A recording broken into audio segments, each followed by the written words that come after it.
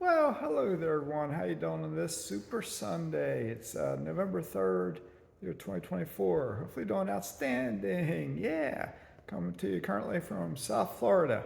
I'm chomping at the bit to get back down to the country of Panama. Just one problem with that, which I'll tell you in a bit. Anyway, as always, I'm not a financial advisor, not a CPA, not an attorney, not a doctor, not a nutritionist. Anyway, I'm going to talk about some of my top investing mistakes that I've made. No particular order, okay? Because all mistakes you need to learn from if you want to be a successful investor. Okay, starting off. Remember, no particular order, so it's just a random order. I didn't write anything down, so it's all up here. So, anyway, first of all, I should have started buying rental property earlier than I did. I bought my first one at age 49. So if I had bought the first one, say at age 29, and stuck with it and learned about it back then, where would I be now? So remember, you're never too young. If you're watching my channel, you're not too young or too old to buy real estate. Even at age 49, I was not too old to buy it. Neither is 59, neither is 69. Whatever age you are. The key is just get started. Now, if you're under age 18, that may pose some problems there. You do have your parents to consult with, and it may be hard to get a mortgage. Okay, but that's a different topic. Number two, let's see, moving on. What's another one? Okay, when I did buy my first one at age 49, I did not learn about real estate investing prior to buying it. So I made all the mistakes with screening my very first tenant, and I had to evict that very first tenant. That cost me a couple months of my investing journey, caused me unnecessary stress, let's say, threw me in the deep end where I almost sunk, but I didn't. I hung on. All right, so if you want to learn how to invest in real estate, take it upon yourself to learn. Plenty of books out there, plenty of YouTube channels. Don't get overwhelmed. If you try to watch all YouTube channels or all episodes of even my channel or other channels, you may get overwhelmed. So just learn the basics, learn how to run your numbers, learn how to screen tenants, and get started. Okay, number three. I have spoken numerous times on this channel in Gary, Indiana. I have been investing in Gary, Indiana since 2019, I think it was. 2018, 2019. Wow, 5 years. 5 years. Okay? Mistake with doing that. I bought too many houses there. And some people will say I bought too many seller finance houses from one particular individual because I got them all at great prices, but they all need a lot of work. But I've had the same issue with houses I bought from a turnkey operator. My voice is rough today. Need something to drink. And I've had the same issues from houses I bought at the MLS. The problem with Gary, Indiana is it's a great place to get started. Houses are cheaper there. But beware, your quality of tenants is poor. Those poor tenants will cause you damage in your homes. So it's really important, extra important, if you invest in Gary, Indiana or a similar community, you must have cash reserves. You must, more than you think you need, okay, because rehabs are expensive. That has bitten me quite a few times. I've had houses I bought from this individual, seller finance, have to be rehabbed not just once, but twice. I've had houses I bought from my turnkey operator, have to be rehabbed not just once, but twice. And I've had houses I bought off the MLS, have to be partially rehabbed not just once, twice, 3 times, but on and on. So, I can't point the finger at anyone except myself. I'm the one that said, keep buying. And I kept on buying. So I bought too many, which means if all the ones I bought need to be rehabbed, that's a large chunk of money. Okay, that can hurt me because it can take up my cash reserves. Another mistake that I made was buying houses to live in. I referenced many times my house in Virginia. When I bought it back in 1998, my mortgage was 1 paycheck out of 2. The problem back then was combination. I didn't make a lot of money. I was a police officer. Police officers don't make not a lot of money. I started off making $23,000 a year. I bought a house while in the police academy for $89,900, but I got a VA loan because I was prior Navy, and then rolled the VA fees into it because you pay fees with a VA loan. So my mortgage was for like $92,000. I forget the interest rate. It was probably in the sevens back then. That was just how it was, and which is about what rates are now, aren't they? So just how it was back then. It wasn't high, just how it was. So don't cry about high rates now, okay? Because they're not high. They're not high. But anyway, my mortgage was basically one paycheck out of two for a period of time, and it hurt me financially because I struggled to pay that mortgage with a young family and young kids and having to work a lot of overtime and so on and so on. But I persevered and I paid that house off in 17 years. So I took something bad and I made it better, okay? Another mistake along the same lines was buying this house in Florida, okay? When I bought this, I had researched Florida, I thought. I had researched this community, I thought. I talked to a lot of people around this community and I heard the same thing over and over and over and over and over. This community has 400 plus canals in it. Half are freshwater, half are saltwater. They do not flood. That's what I was told over and over and over. They do not flood. Oh, by golly, I bought my house in 2021. In 2022, they flooded. It was the Hurricane Ian hit here. I made some videos showing Hurricane Ian. Water did not come into my house. It was a direct hit. It was a Category 5 hurricane in the water. I think even when it hit an island outside off the coast, it was still Category 5. Winds hit 155 miles an hour. By the time they hit land where I'm at, I think they were 150 miles an hour, 145 miles an hour. And I'm a bit inland. And then I need 40 steps, so I'm going to walk around a little bit because my Fitbit alerts me if I don't have 250 steps in an hour, so I'm going to walk around a little bit.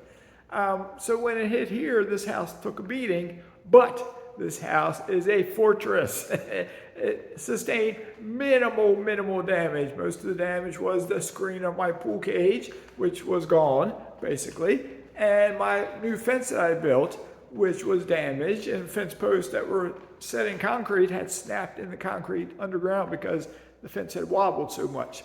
So I'll have a little bit of walking, then I'll be done because I get my 250 steps for the hour. I was sitting too long. So anyway, but that's not the major mistake of buying this house. But then I had 2 more hurricanes just this year. And again, the house did not flood, and there was minimal damage. Like I had minor plant damage with one, that was it. Okay, the problem with buying this house is that houses are expensive.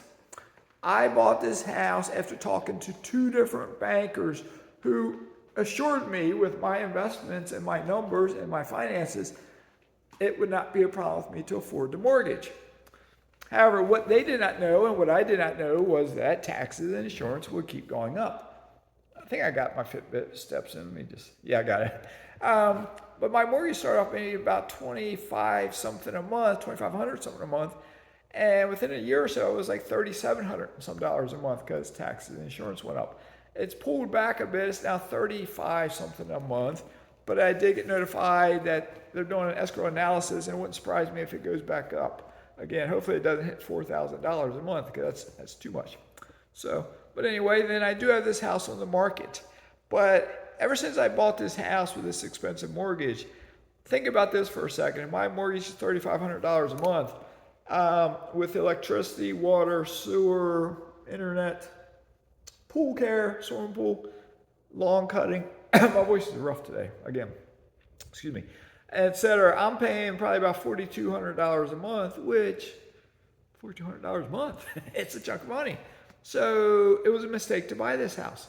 I should have stayed put in Virginia for a little bit longer, not too much longer, a little bit longer, got another investment or two, not have focused so much on Gary, Indiana. I should have diversified into either other investments or other areas. I did diversify into Mineral rights acreage, and I will say this, I've said this to my group before, I am learning to like mineral rights acreage more than real estate. Why? Because, and this is getting off topic, but mineral rights acreage, there is no liability. There's no taxes, like property taxes. There's no insurance. There's no tenants. There's no vacancies, repairs, or capital expenditures. You make a one-time purchase, if you just buy it one buy, and then revenue after about 6 months starts coming in, perhaps for the next 25, 50, 75 years off of one well. But it won't just be one well. There might be 100 wells in your portfolio, and they'll be drilling new wells. So you'll be dead and gone before all the wells in your portfolio will stop producing oil and natural gas, more than likely. So I do like them better than rentals, I'm coming to learn. But with that being said, I will always keep some rentals. I do have some rentals for sale. I really want to sell one in my self-directed IRA. Make me an offer for that one if you want. I do not want to do seller financing with that. I want to sell it for a mortgage buyer or a cash buyer because I'm getting close to that magical age and I would like to use that cash for something else in my life and not in my self-directed IRA once I'm 59 and a half. So, but anyway, the mistakes I've made with investing, I encourage you, start buying real estate if you do not buy real estate, but learn about it before you buy it. If you're going to self-manage like I did, learn how to screen your tenants. If you want to buy in a particular area such as Gary, Indiana, and you know the quality of tenants is not as good there as it is in other places, don't go hog wild crazy just because the prices are cheap. Maybe take your time, slow down just a bit. If all of a sudden you get a lot of investments and you're doing well and your bankers tell you you can afford such and such of a house if you want to do it, you got plenty of money, don't always listen to them and realize if you want to buy the castle, you got to pay the cost, pay the piper, as they say. So anyway, another reason I'm telling you this is I want you to succeed with your investing. I want you to do well. I am succeeding with my investing. Even though I made a ton of mistakes, I'm still succeeding. I do have this house for sale.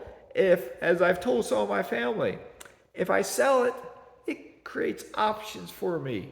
I can buy a home somewhere else in this country, and I can split my time between the United States and the country of Panama. Okay, that's not a bad option, right? I'm living in two different places, two different countries. I can afford that. That's fine. I'm doing that now. So even with this house, I'm still doing that now.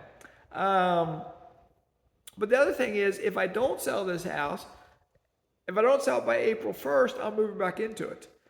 Because my lease at my nice condo on the 15th floor in Panama is up on or about April 1st of 2025.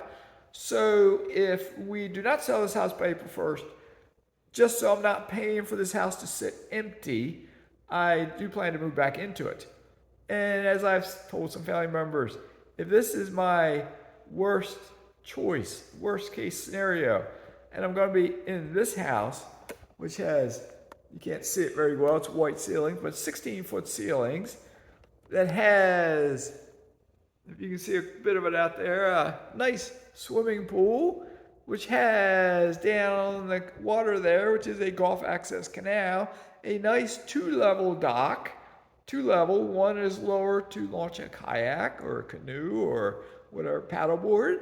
The other one is a 12 by 12 four-pole tiki hut where I have 4 Adirondack-style chairs and 2 little tables sitting on it. So that comes with the house. I also have a boat lift. Okay. I have nice landscaping. I have a nice privacy fence. I have bougainvillea growing along the privacy fence, which during dry season in particular, they get some really pretty flowers. So if this is worst case scenario for me, not that bad. Don't cry for me about my investing mistakes. It's not that bad. So, but with that being said, if I could do over, I wouldn't have bought this house.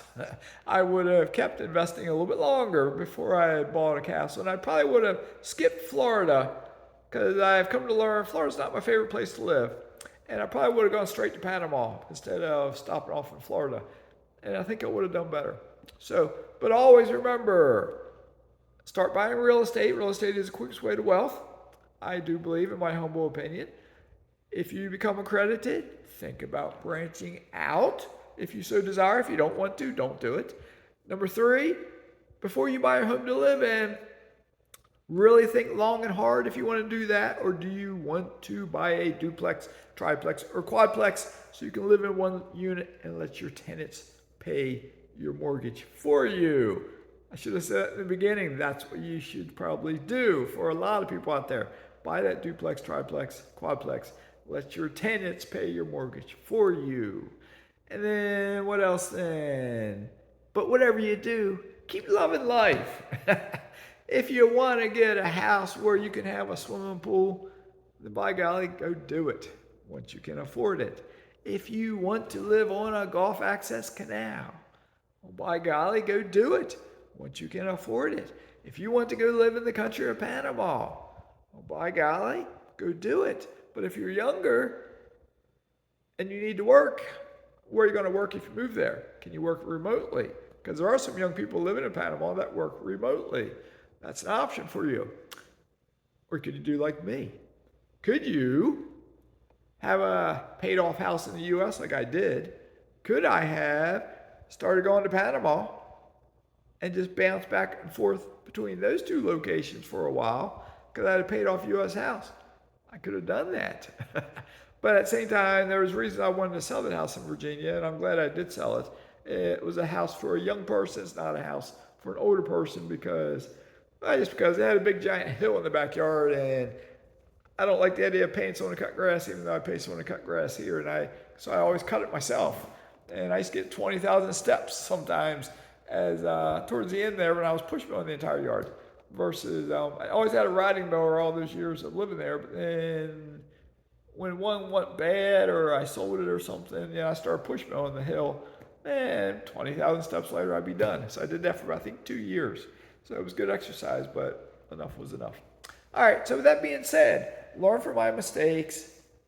You'll make your own. Everyone does with investing. Doesn't matter if you invest in stocks, bonds, real estate, crypto, oil. You will make mistakes. If you're an investor and you haven't, you will. But learn from your mistakes, learn from other people's mistakes, and keep moving forward. Keep buying investments. I'm still buying investments, much slower than I'd like, but I'm still getting investments. All right?